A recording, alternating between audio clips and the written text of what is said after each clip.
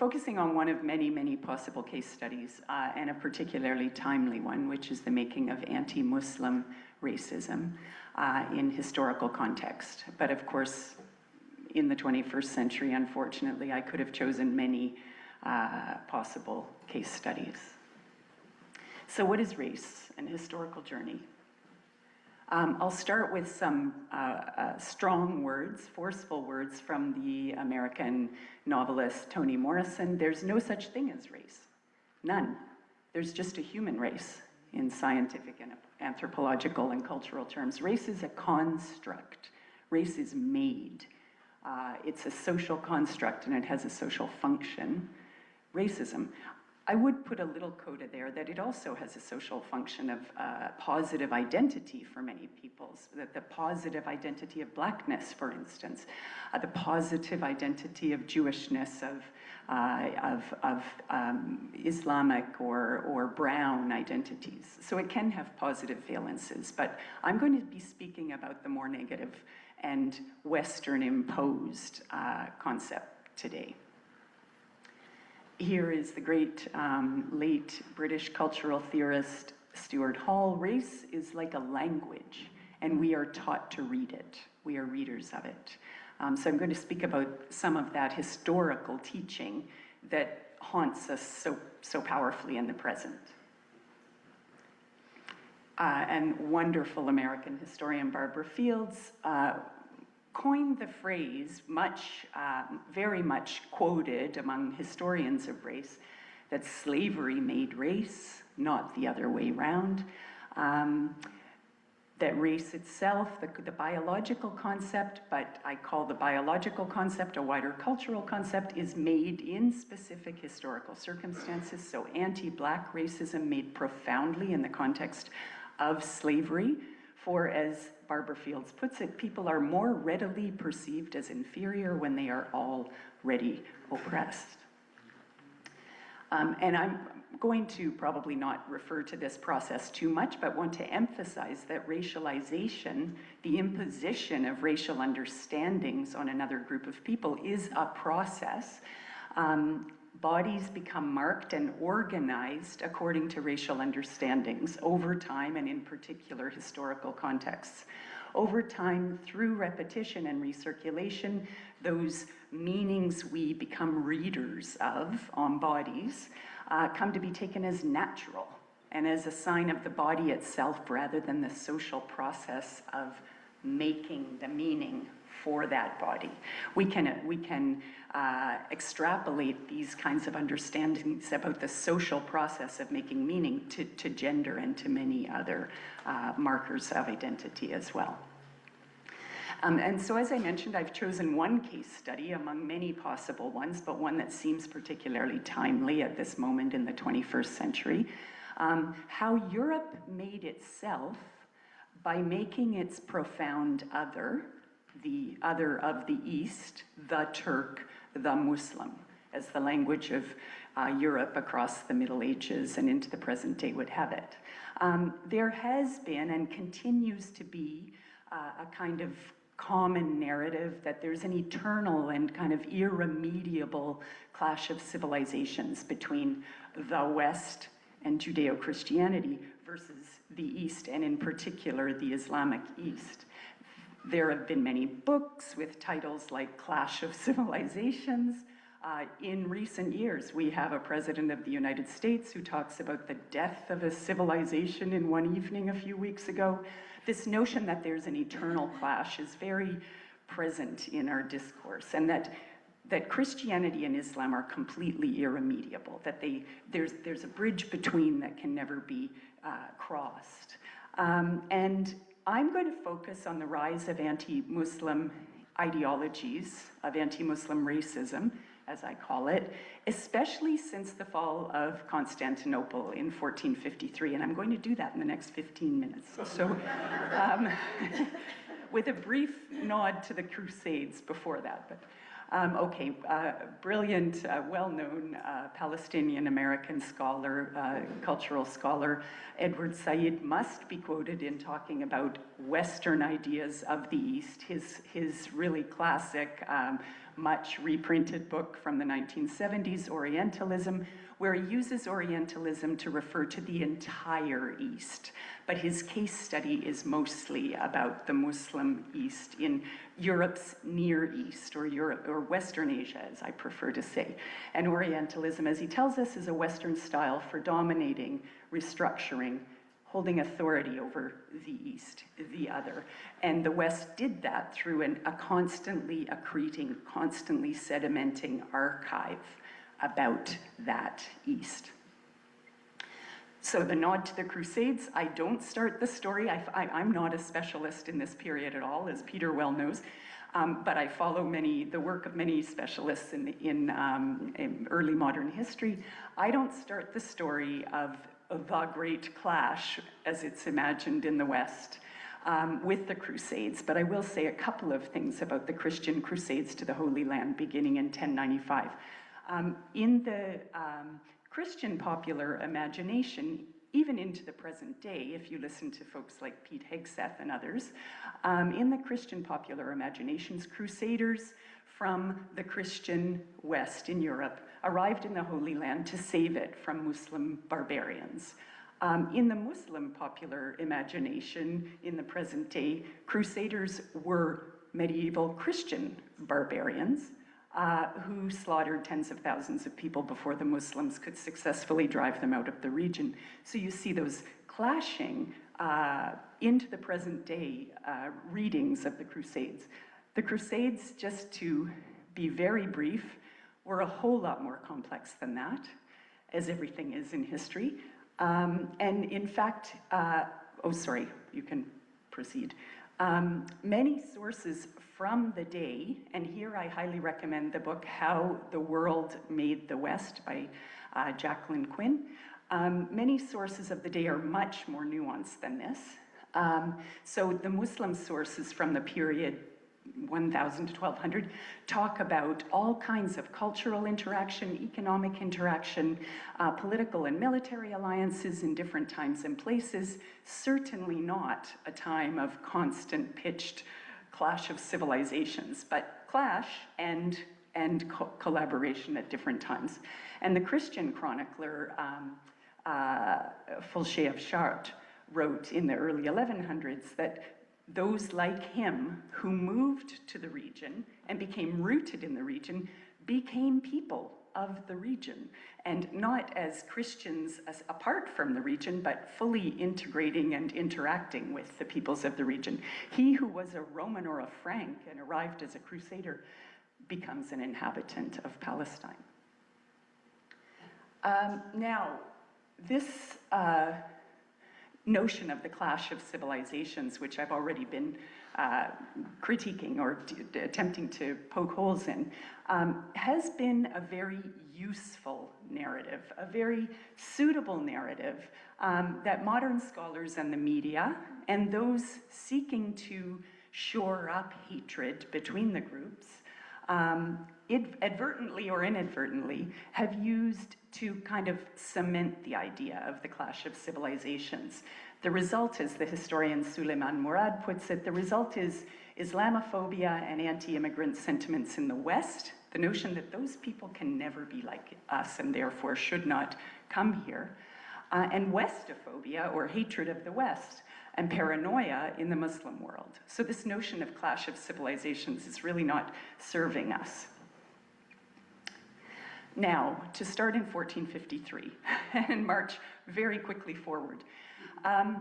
With the fall of Constantinople to the Ottoman Empire, so that the capital of the Byzantine Christian Empire of the East falls to the Ottoman Muslim Empire in 1453, a cataclysmic event in European history, and as the historian Thomas Masnak, whose work, or sociologist historian Masnak puts it, whose work I also recommend, the Christians' response to the fall of Constantinople brought about the articulation of Europe as a political community, the emergence at the eastern gate of what was imagined as, what would come to be imagined as Europe, come to be imagined as the West, the emergence of a Muslim power there, and a very powerful one, which spread in the green territory by the 17th century. This is the very powerful Ottoman Empire of the time. But you can see Constantinople there, the gateway from the west to the east, to use the European terms that were emerging at the time. The gateway from the west to the east, now fallen to the Turks, the Muslims, and an emerging fear in what begins to see itself as the West, that this Eastern civilization is too powerful, is becoming our pitched enemy, and we must meet it. So the fall of Constantinople, among many, many other consequences, resulted in the heading out to sea of the Portuguese and the Spanish, and after them the Dutch and the English and the French, to find other trade routes to the east. Famously, Columbus got lost thinking he was heading east and bumped into the West Indies. Columbus himself, in talking about his mission to find the great wealth of the East without having to travel via Constantinople any longer, in his defining to the Spanish monarchs of his job, he said that he was, in part, going to combat the religion of Mahomet and all heresies, going to combat the Muslims. There became, in this period, when Europeans had to find a different route, could no longer travel overland via Constantinople because of the bulking presence of the Ottoman Empire, there became this growing sense of those people out there as the barbarians at the gate, those people out there, the Turks, as a mortal threat to Europeans. You may have heard about the famous Valladolid debate in Spanish, in 1550 between the Dominican friar Las Casas and the Spanish jurist Sepúlveda.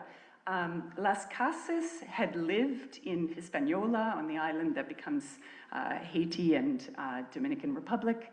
He had served Christian communities there. He's viewed as the great defender of the indigenous peoples in the early era of European exploration and expansion. And he defended the indigenous peoples in this debate in Spain as rational human beings, not animal others, as free men in God's order, and so on, and defended them from slavery, which was being widely practiced by the Spanish Empire. The Spanish jurist Sepúlveda, by contrast, said that they had no laws, no civilization, they were naturally to be enslaved. Las Casas, the great defender of the indigenous peoples, nevertheless held up the Muslim as Europe's other, held up the Muslim as the real worry, not the indigenous people, not the Jews, not anyone else, but the Muslim. Let all savagery and apparatus of war, which are better suited to Muslims than Christians, be done away with. Wars of conquest, like the Spanish were carrying out in the West Indies at the time, are tyrannical, they're Mohammedan. So in this period, we see the making of Europe. Europe is fighting amongst itself. This is the era of the wars of religion. It's not a happy, collaborative story in Europe at this time. But nevertheless, even as they fight amongst themselves, European states are increasingly viewing that Eastern other as the great foe. Chase the Turk out of Europe is a common refrain at the time. And I think the words of the English politician Edwin Sandys around 1600 are particularly revealing of the practicality of holding up the Muslim other, the practical use of doing so. A foreign enemy is a reconciler of brethren. The other will bring us together, right? The Turkish threat is a necessity because it presses us to unity, and Turks are the most alien to our faith, the worst of the worst. And throughout this period, the 17th and into the 18th century, we see more and more talk of the reality of Europe as a cohesive, if not collaborative entity against the rest of the world. As Edmund Burke would put it at the end of the 17th century, Europe is civilization. So in the early modern European period, we might think the main differences between us and them, between Westerners and Easterners, might be imagined as what we come to know as biological race, but in fact, religious difference is first and foremost in this period. What we come to know as biological race written in skin, hair, and bone, that comes in the 18th and into the 19th century as the primary marker of difference.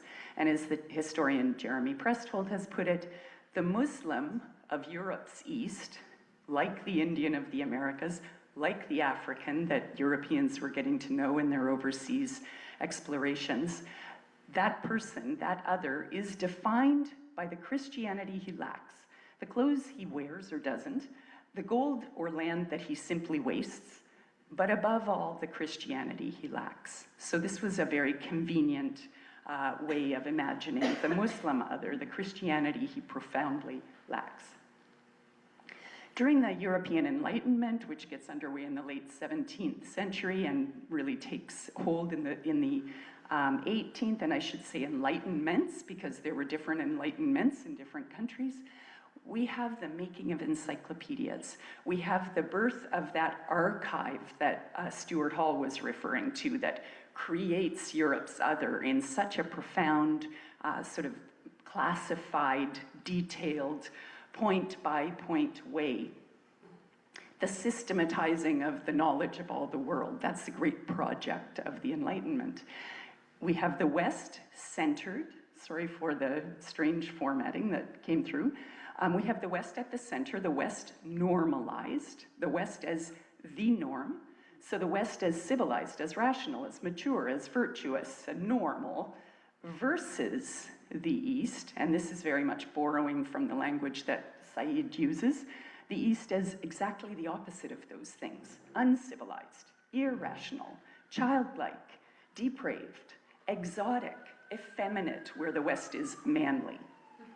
And to point out equal opportunity here, these elements of this othering, elements of this profound othering are applied to all manner of peoples, to Jewish people, to Southern Europeans, to the Irish, to Black people, to Indigenous peoples, at different times and places. And not all of the, points in the index are equally applied, but they're applied at different times and in different places, as Europeans continue to imagine themselves as the apex of civilization and all the others as somewhere else lower on the hierarchy. That great Enlightenment sort of icon or paragon, Comte de Voltaire, a leading French voice of the Enlightenment, he wrote, again, against enslavement, all sorts of protections for Indigenous peoples and so on. Nevertheless, he too held up the Muslim as the real outsider. Christian states were busy tearing each other apart. He was a pacifist. He was calling for Christian cooperation. They should be joining forces against the Muslims. That's how they should be channeling their energies. It doesn't suffice to humiliate the Turks, he wrote to the Tsarina of Russia. They should be destroyed. Now, by the early 19th century, we are moving into the era that we call the era of biological race, where, as Stuart Hall puts it, we begin to read racial difference, that overarching, categorizing, classifying difference on the body. And so by the early 19th century, when science is getting increasingly involved, we come up with these key ingredients. So we could parse this list a little differently, but to get through it simply. Classification of human groups as exclusively distinctive from one another, as biologically distinct from one another. Not to say they can't reproduce, they can, in most, but not all, analyses of this period. But nevertheless, they're defined by biological difference, which is there ready for all to see on the skin and in the hair and in the bones. These groups become ranked increasingly in the Enlightenment and into the 19th century. And the belief emerges and is much promulgated by 19th century race science, that these qualities are inherited, that they're irremediable, that they're written in the body. And the legacies of this kind of now shoring up of racial thinking by science, the legacies are many. So we get a scientific classification of a hierarchy of races, and of course, the Europeans who are doing the hierarchizing at the top. And science came to give an air of permanence and rigidity to those differences. Great concern about the mixing of the races, because that would dilute the wonderful characteristics of the white race and contaminate the white race with the darker races, traits, and so on. Classification, of course, lends itself to hierarchy. So the great 18th century project of the Enlightenment really led in this direction in a number of ways. It requires us to hierarchize and rank. And the emergence of a racial science across the 19th and into the early 20th century, and indeed it continues to rear its ugly head from time to time, the emergence of racial science gave the kind of imprint of science to what had previously been folk beliefs about those different others who'd practiced different practices and engaged in witchcraft and all sorts of things. The imprint of science was now imposed on that kind of thinking. Of course, racial science, the racial science of the Christian West, was taken to an extreme in Nazi Germany in the early 20th century. The whole notion of Aryan supremacy was about breeding out the undesirable stock. The Jewish people in particular, 6 million of whom 2/3 of all European Jewry were annihilated in that period. And millions of other people who were seen to be diluting the stock. And the legacies feed into enduring tropes about Muslims and Islam as well.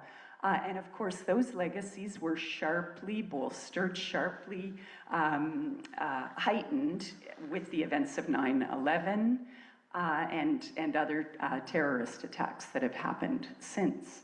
And we hear such very common tropes as Islam is irremediably other. We can never bridge that clash of civilizations. It's medieval, it's foreign, it's at odds with Western modernity.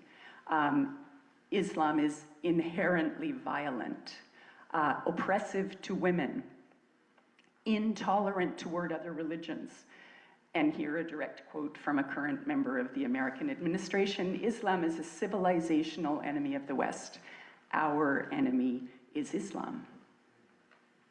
A few Canadian statistics that are from a massive study in 2020. Now these numbers will be slightly different today for a whole variety of historical and situational reasons, but I suspect they're not massively different. 46% of Canadians having an unfavorable view of Islam. 44% of Canadians would be uncomfortable with a prime minister who wears a hijab, more than would be uncomfortable with a person wearing a kippah or a cross.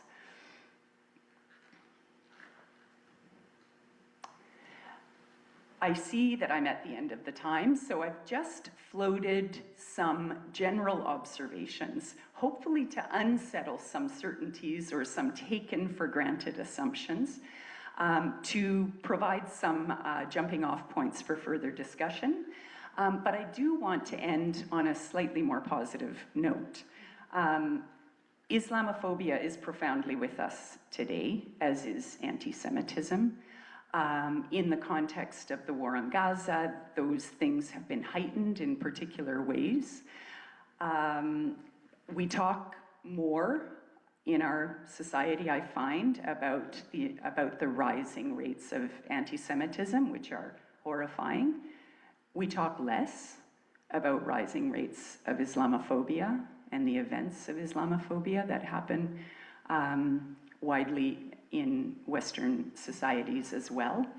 But I do want to emphasize that Islam is not a monolith. Islam is not a single thing. Muslims are not one, but are an enormously diverse set of peoples, of societies, of cultures.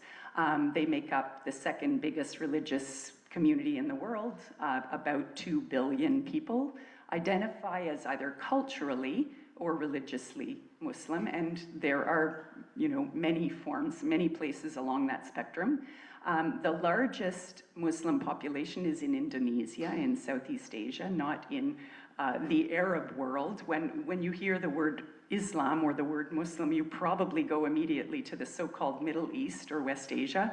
In fact, that's about just over a third of Islamic countries are in that region. So they're spread all over the world, the largest population in Southeast Asia and South Asia. Most Muslims live in those areas, not in West Asia, and so on. So just to emphasize the diversity of Muslim identities. And to reiterate the sort of theoretical point at the beginning, made powerfully by Toni Morrison, race is a social construct, a cultural creation. There's no biological essence. We learn to read skin colors. We could as easily be learning to read, the size of earlobes or the shape of eyebrows or the nature of earwax, to use the examples of some scholars who really try to undermine our confident readings of skin color and our sort of constant fixation on skin color, when we could be comparing people's earwax.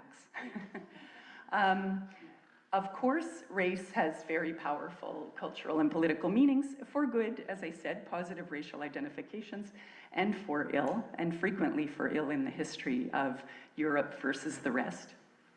And those meanings and implications are still being profoundly made. There's nothing fixed and inevitable in the present day. And yes, just a further bit of data to show that Muslims are actually hugely integrated into Canadian and American society, despite efforts to create the cleavages that make that impossible, ongoing, sometimes official efforts to do so. Some statistics there, for instance, Muslims are one of America's most educated religious communities, and Palestinians in particular are one of the most educated societies in the world. They have, having been dispossessed of their lands, focused very much on education as the way to create futures for their children. So people don't often know that about Islamic communities. 15% of doctors in Michigan are Muslim, though only 3% of the state's population, and so on. And that extends to Israel, where so many doctors are actually Arabs, Palestinians and other Arabs, some Jewish Arabs. That's sort of the one place where in Israel-Palestine where Palestinians and Jewish Israelis meet in the hospital, where so many of the healthcare providers are actually Arabs. And yet, the Islamophobic backlash continues, and unfortunately at a really heightened pace in the current administration in the US, which has inherited so much of this way of thinking. I will stop there. I talked for well more than 20 minutes, but I'm happy to continue the discussion afterwards.